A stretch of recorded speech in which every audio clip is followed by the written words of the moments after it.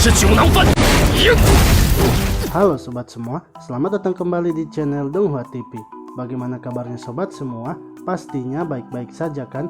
Tak lupa, saya selalu mendoakan agar sobat semua diberikan kesehatan dan dilancarkan semua urusannya. Di video kali ini, saya akan melanjutkan cerita dari Donghua Jet Dynasty di part ke-21-nya. Pada part sebelumnya, Tian Bui dan para muridnya mendapatkan serangan dari iblis tua Sisu, hingga para petinggi iblis yang lainnya pun datang menyerang mereka. Tian Bui pun tak gentar dan berusaha melawan para aliran iblis itu. Lalu Chang Song dan yang lainnya datang membantu Tian Bui, yang mana Chang Song pun harus berhadapan dengan iblis tua Sisu, dan Shopan bekerja sama dengan Jing Yu melawan Yayu. Namun Tian Bui merasakan telah terjadi sesuatu di pantai, sehingga ia memerintahkan Shopan dan murid lainnya untuk memeriksanya. Shopan dan yang lainnya kemudian bergegas untuk pergi. Akan tetapi di tengah perjalanan mereka dihadang oleh bos Nian dan anak buahnya. Shopan pun berhasil menghentikan serangan mereka dan kembali melanjutkan perjalanannya. Saat sampai di pantai, Raja Hantu kini sedang melakukan ritual untuk menyegel iblis banteng. Shopan dan teman-temannya berusaha untuk menghentikan Raja Hantu. Akan tetapi, karena Raja Hantu sangatlah kuat, mereka pun tak bisa menghentikannya. Hingga Ling Er datang dan berusaha menghancurkan formasi dari segel Raja Hantu. Bagaimanakah kisah perjalanan selanjutnya dari Shopan yang kini sedang berusaha menghentikan penyegelan iblis banteng? Namun sebelum lanjut menonton, jangan lupa sobat semua untuk like, komen, dan subscribe ya, agar Mimin selalu semangat memberikan video terbaru untuk sobat semua. Tak perlu berlama-lama lagi, langsung saja kita kocok ceritanya. Cerita dilanjutkan dengan formasi untuk menyegel iblis banteng kini telah hancur, sehingga iblis banteng itu mengamuk dan mencoba menyerang Ling Er yang berada di depannya. Shopan yang datang membantu Ling Er tak sanggup menahan serangan dari iblis banteng, hingga aura iblisnya pun kini kembali muncul. Akan tetapi, kini Shopan berhasil mengontrol kekuatan tongkatnya itu. Para ajaran iblis pun terkejut karena Shopan memiliki mutiara pelahap darah milik Tuan Heixin. Shopan yang telah mengontrol aura iblisnya kemudian berusaha menahan serangan dari iblis banteng. Shopan juga menggunakan jurus baru yang selama ini ia telah pelajari, sehingga membuat para murid dari kuil Tianyan merasa terkejut karena Shopan bisa menguasai jurus Dapan Praja. Setelah menggunakan berbagai jurus, Shopan kini tak bisa melawan lagi. Para murid dari kuil Tianyan kemudian mempertanyakan mengapa Shopan bisa menggunakan jurus di kuilnya. Namun menurut Tian Bui, sebaiknya masalah itu mereka bicarakan setelah mengalahkan musuh. Sementara itu, Tuan Gui memberitahu Raja Hantu bahwa mereka sudah tak bisa menghentikannya. Akan tetapi, demi ajaran sucinya, Raja Hantu tidak peduli dengan resikonya dan tetap berusaha maju untuk menyegel iblis banteng. Para pengikut sekte iblis kemudian melindungi Raja Hantu dari serangan sekte King Yun, di mana Tian Bui pun kembali melawan petinggi dari sekte iblis. Menurut petinggi sekte iblis itu, hanya ketua sekte King Yun saja yang membuatnya takut, dan sisanya itu hanya ia anggap sebagai sampah.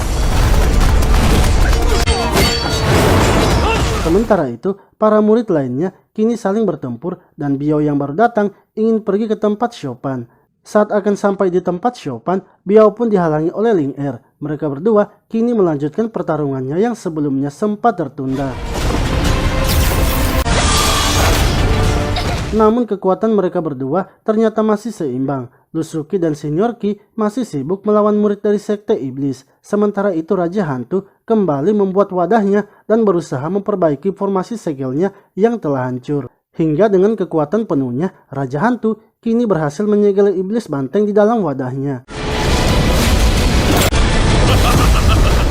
Melihat hal itu, Tian Bui kemudian menyuruh para murid sekte King Yun untuk mundur.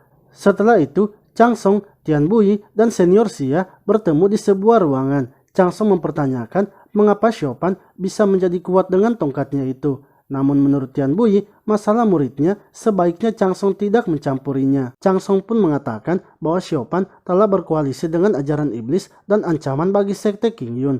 Ia ingin Shopan sebaiknya diberi hukuman mati. 两位师叔息怒， Tak lama kemudian, murid dari kuil Tianyan datang dan kembali mempertanyakan Xiaopan yang bisa menggunakan jurus tertinggi dari kuilnya. Tian Bui pun kembali menjelaskan bahwa masalah Xiaopan akan ia atasi serta memberi keadilan pada kuil Tianyan.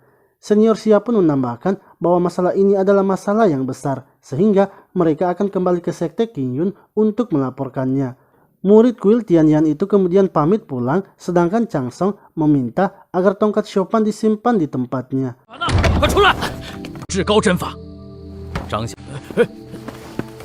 Di sisi lain, Xiaopan yang pingsan selama 3 hari kini telah sadar. Jingyu kemudian bertanya apa yang sebenarnya terjadi kepada Xiaopan. Akan tetapi, Xiaopan tak ingin Jingyu menanyakan hal tersebut. Tak lama kemudian, Chang Song datang dan langsung menyuruh murid-muridnya untuk membawa Xiaopan.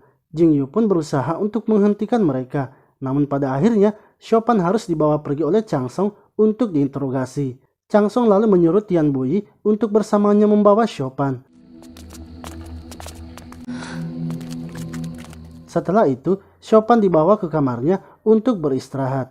Setelah Song Daren pergi, Xiaopan pun kembali nostalgia dengan kamarnya. Sementara itu, Biao yang penasaran dengan keadaan Xiaopan kemudian mencoba keluar secara diam-diam. Akan tetapi Yayu ternyata melihatnya dan berusaha menghentikan Biao. Menurut Yayu, Xiaopan pasti sudah kembali di sekte Qingyun karena ia memiliki mutiara pelahap darah dan kekuatan kuil Tianyan. Ia ingin agar Biao menyadari dengan statusnya itu. Di sisi lain, Raja Hantu sedang bersama dengan murid-muridnya untuk menjinakkan iblis yang ada di dalam wadahnya. Namun para muridnya itu tak bisa mengendalikannya. Lalu tiba-tiba seorang pria tua bernama Dusen dari sekte 10.000 racun datang menghampiri Raja Hantu. Dengan memberi hormat, Raja Hantu pun menyapa Tuan Dusen. Tak lama kemudian muncullah seorang wanita yang bernama Peri San Miao yang merupakan berasal dari faksi Sinan. Raja Hantu lalu menyuruh seseorang keluar karena sedang bersembunyi di dalam tubuh muridnya. Ia adalah Yu Yangxi yang berasal dari aula Changsheng. Raja Hantu kemudian mulai mengisi kembali wadah itu bersama dengan murid-muridnya, serta membaca mantranya bersama dengan petinggi sekte lainnya. Oke sobat semua, itulah tadi cerita dari Donghua Jet Dynasty di part ke-21-nya. Nantikan terus cerita dari Donghua ini ya. Terima kasih telah menonton video ini. Sampai jumpa lagi di video selanjutnya.